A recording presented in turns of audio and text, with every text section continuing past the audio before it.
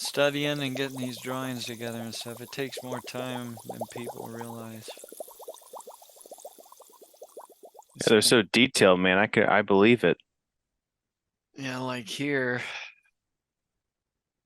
I try to show the breakdown, and then I want to show notes connecting really important ideas.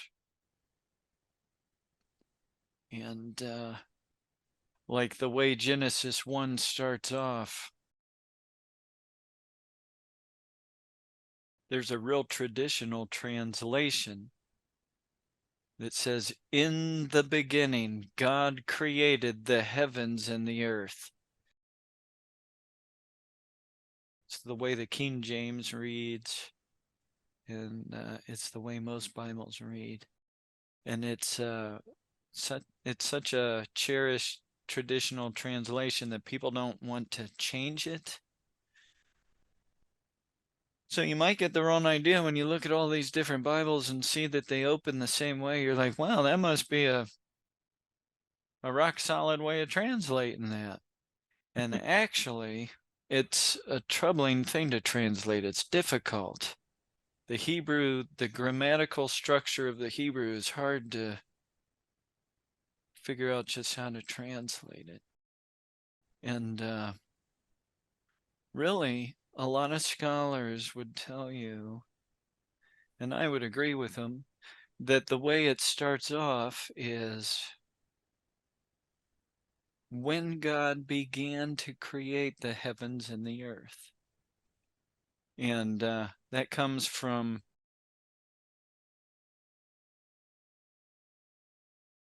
the NRSV footnote.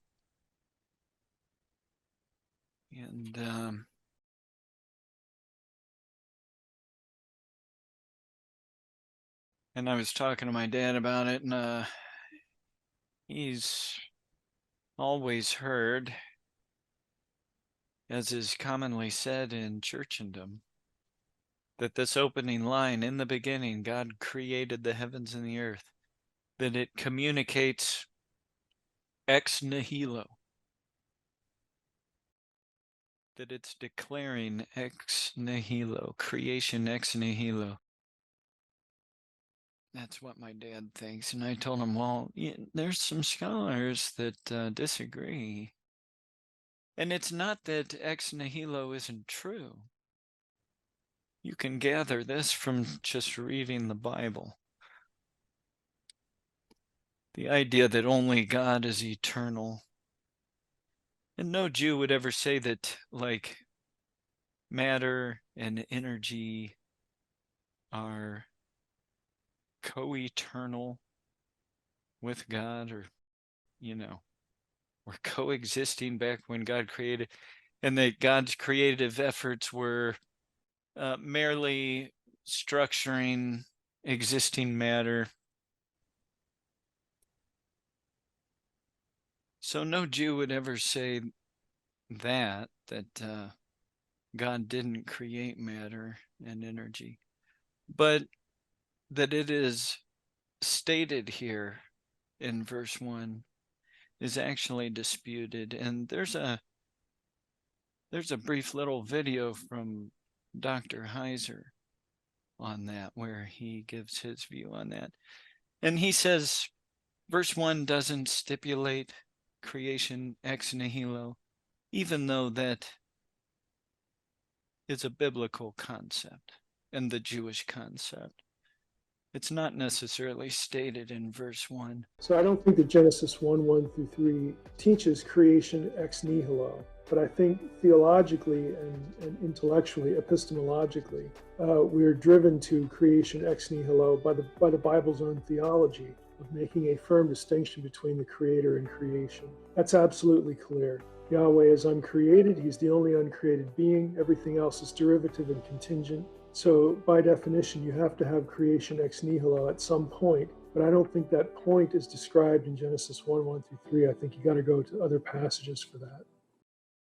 And an ultimate beginning point isn't really the idea here. when God began to create the heavens and the earth, what you'll see, Lane, is that this is picking up in the midst of an ongoing work of God. And this second statement here is sort of an aside. So this introduction, when God began to create the heavens and the earth, now the earth had become formless and void, and darkness was over the surface of the deep, and the Spirit of God was moving over the surface of the waters. This is really how this introductory statement should be read, and I can prove it a number of ways. But first of all, you notice it's in gray and I have redactor.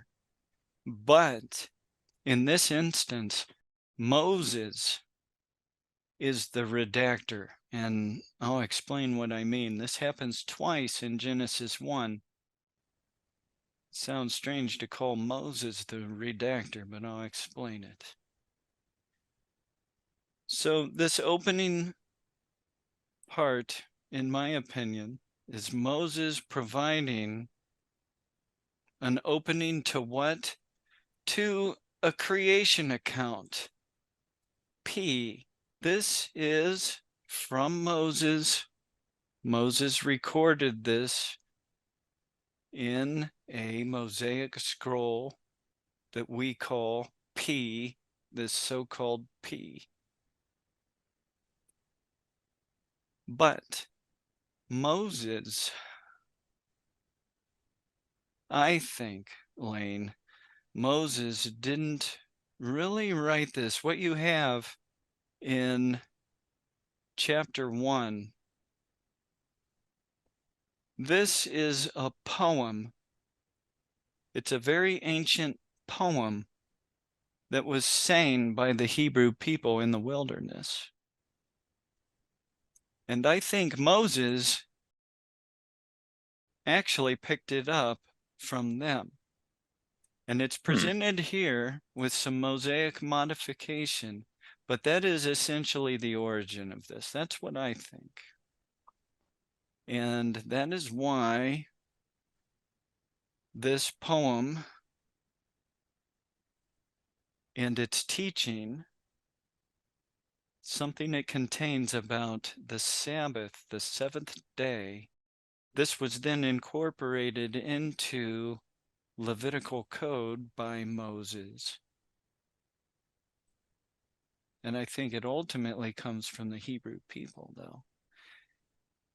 And the same is probably true of a lot of what we read of Abraham and that history, the history of Abraham, Isaac, Jacob in Genesis.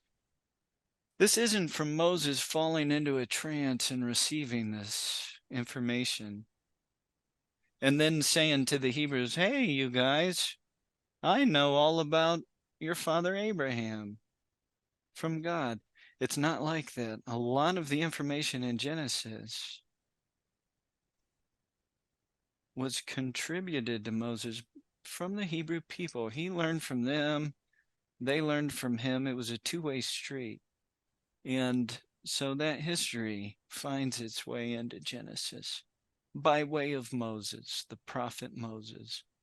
But a lot of people just might view Moses the wrong way, or the circumstances and stuff. And I think when you look at some of this material, this would be some of the most ancient Hebrew material. A poem they sang in the wilderness. They came out of Egypt knowing this. That's what I think. And then there's a lot to this. I mean, I could make several videos on this. The first creation account is essentially this poem.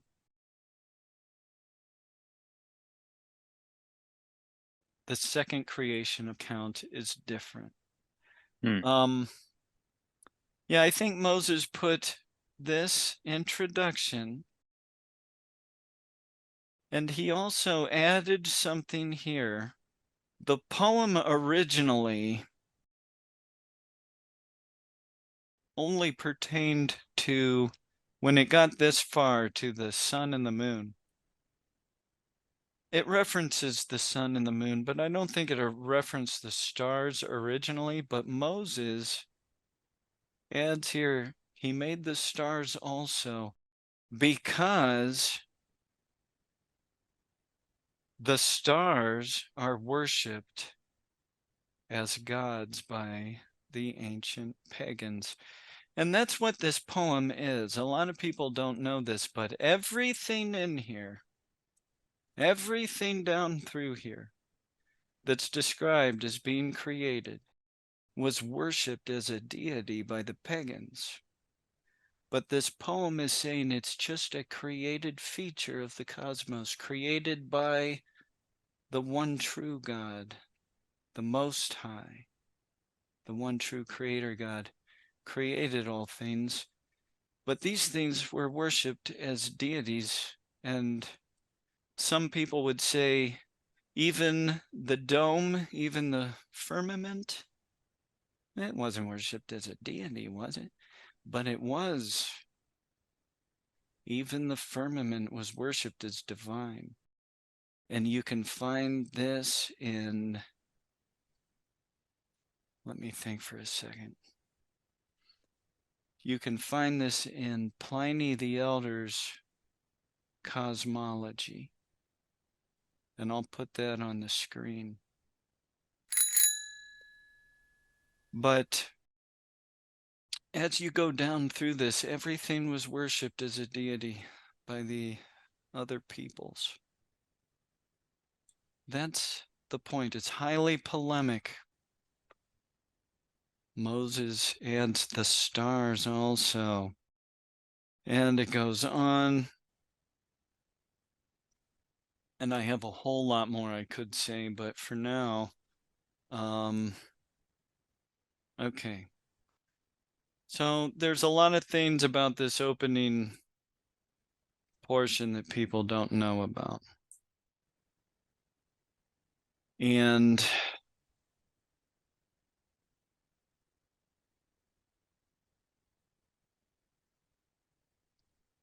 this is transitory. A transition occurs here. Custance, Arthur Custance, in his study, in his book, Time and Eternity, Volume 3, Chapter 2, he talks about this particular word. Some translations say but,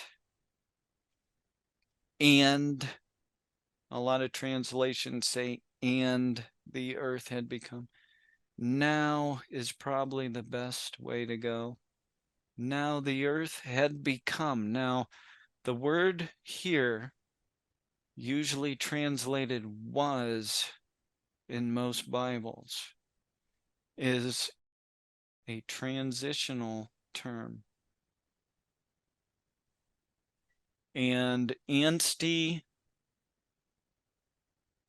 in his book, okay, Anstey Romance, page 62, discusses this in depth. And this same term here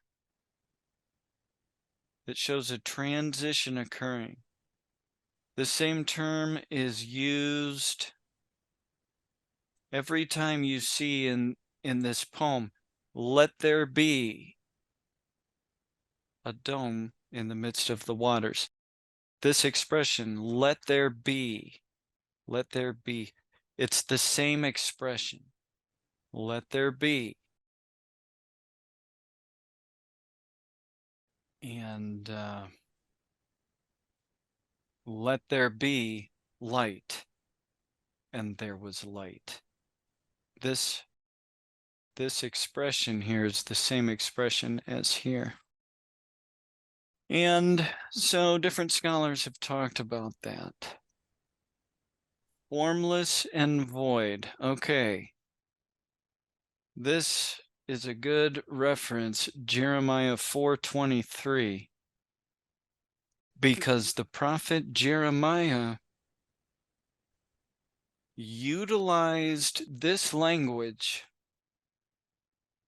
when he was describing the destruction he saw before him of Jerusalem. So he, knowing the language of Genesis 1:2, used that language as he was speaking of destroyed Jerusalem. And it's a really strong indication of just what this means here. And I put a note to Rabbi Friedman, who translated Rabbi Genesis. He translated Rabbi Genesis, and he has an interesting note on this: reduced to formlessness and void. That's a quote from a wider comment he makes about what the rabbis saw going on here. And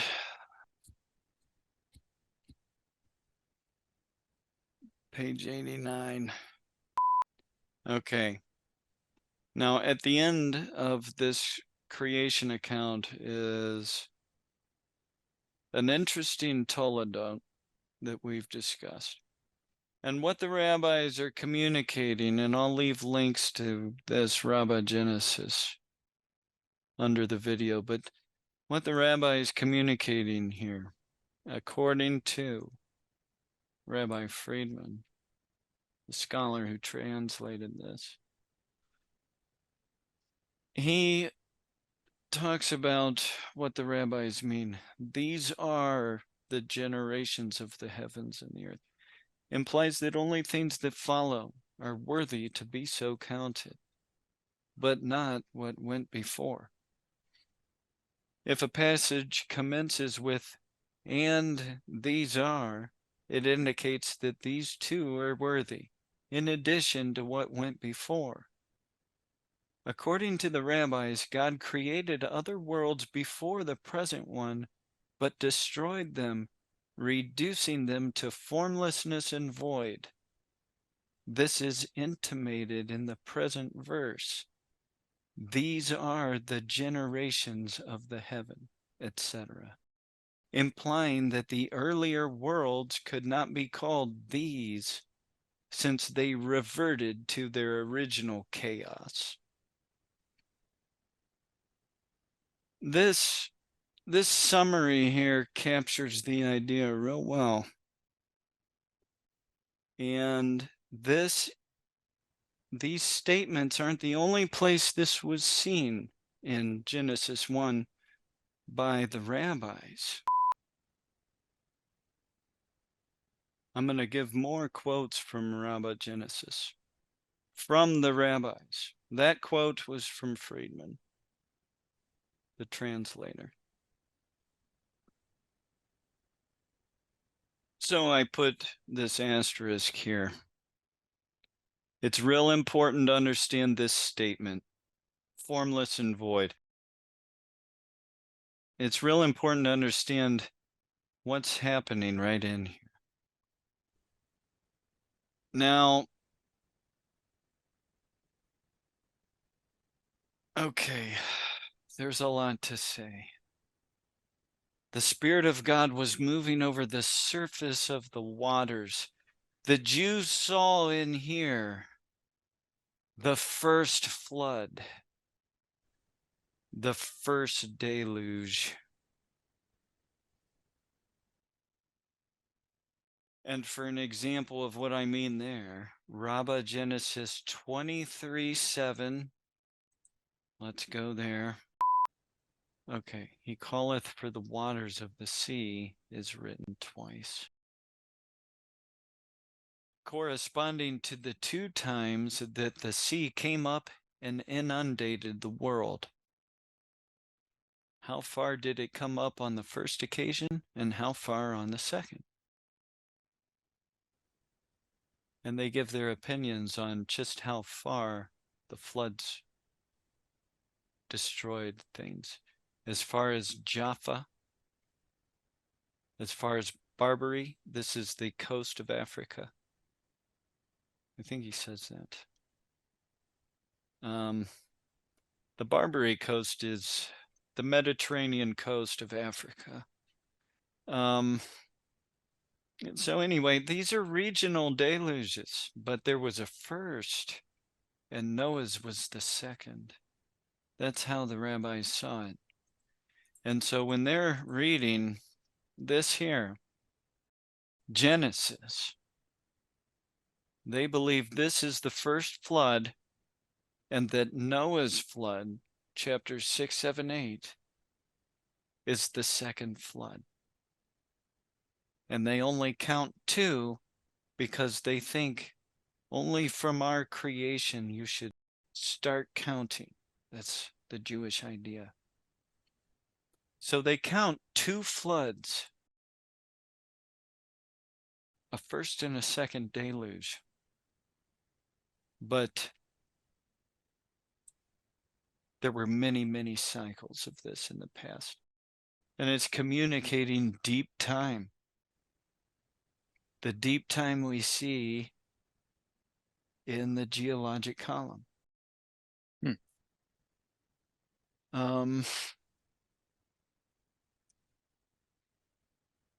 Peter is referring to this, the 2 floods, when he says the world was formed out of water and through the water. That's the 2 floods.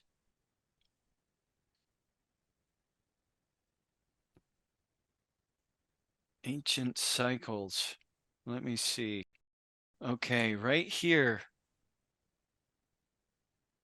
Now, God hasn't made the 2 luminaries yet. All right.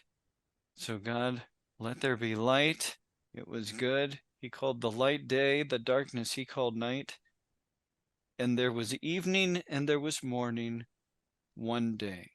Okay. The rabbis point to this, Rabbah Genesis 3:2.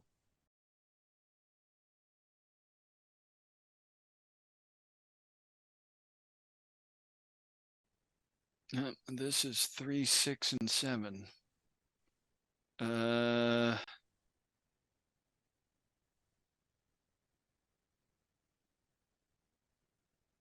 Well, wait, this is right. Okay. My note is wrong on the other, so I need to fix that note on my chart. Rabbah Genesis 3:7. Okay. Let there be evening is not written here, but, and there was evening. Hence we know that a time order existed before this. Rabbi Abahu said, this proves that the Holy One, blessed be he, went on creating worlds and destroying them until he created this one and declared, this one pleases me. Those did not please me. And he gives an additional reason here, which I get into on the chart.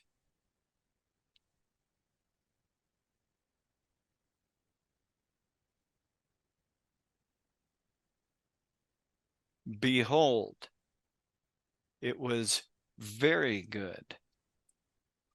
You saw the rabbi link that thought as well to this, that God saw all that he made, and behold, it was very good. So he's satisfied with this one, and this one will remain. That's the idea the rabbis saw. Now, right here, something I haven't mentioned, Lane, good. A theme in this is that God is bringing good from chaos. Young Earth creationists will point to good. Good. It says good all through here. And then Everything's very good. And they say this must mean everything. These things that are good that God's making means this must mean they're perfect, immortal, sinless. And that's not what it means. What it means is God is bringing order from chaos. And the overall meaning is God creates worlds, and there was one here before ours that fell into chaos. But then he created this one and decided to keep it. Hmm. And then in Noah's flood,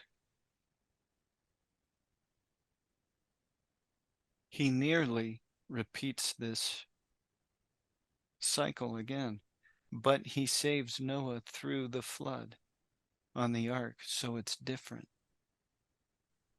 So the Jews would look at it as we've had 2 floods. And Peter talks about that. And he talks about the heavens and earth that were then and the heavens and earth that are now. He's speaking of it as different worlds that existed. And so all of that is Jewish thought that plays into this. And I got about 6 minutes.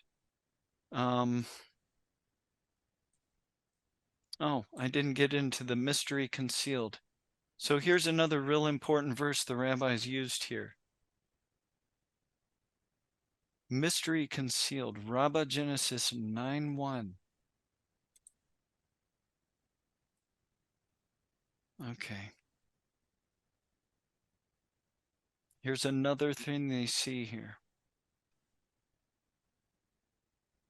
Rabbi Levi, in the name of Rabbi Amma B. Hanina, commenced, "It is the glory of God to conceal a thing, but the glory of kings is to search out a matter."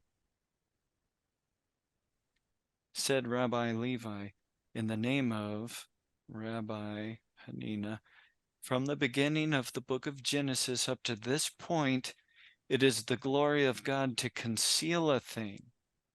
But from this point onward, the glory of kings is to search out a matter. It is the glory of the words of the Torah, which are likened to kings, as it is said, by me kings reign, to search out a matter. Hence, and God saw everything that he had made, and behold, it was very good." Now, this is a strange statement, but what they're saying, Lane, is Jews, these rabbis, believed you could use the Torah to search out a matter. Practically anything you need. But our ability to do this stops when we go back to time before man. It only works when man is here. It only works from the point that God said everything is very good. So these rabbis, though, thought there was a long time before man was here. They're not talking about just like 6 days of creation when man wasn't here. Oh, you can't use Torah to search out a matter, So they were indicating their belief in an extensive past that we don't know about. And they appealed to this Proverbs 25:2, and they connected it to these verses in Genesis 1. And so all of this is how the rabbis look at this, Genesis 1 anyways. And you can see that it's not how a lot of Christians look at this chapter. And but this breakdown, this critical breakdown with various notes, I'll put on my Facebook page and people can download it and stuff. Does that sound good, man? Dude, this will make an awesome video. I have a bunch of thoughts. All right, go ahead. We have 2 minutes. We have 2 minutes and 50 seconds. Well, I can do a second meet too. So, Okay. but nonetheless, so this kind of fits what you had talked about before, where there was kind of possibly these multiple. It seems like there could have been like multiple creations, and every time there's a reset right before these creations, which could include a deluge of some sort.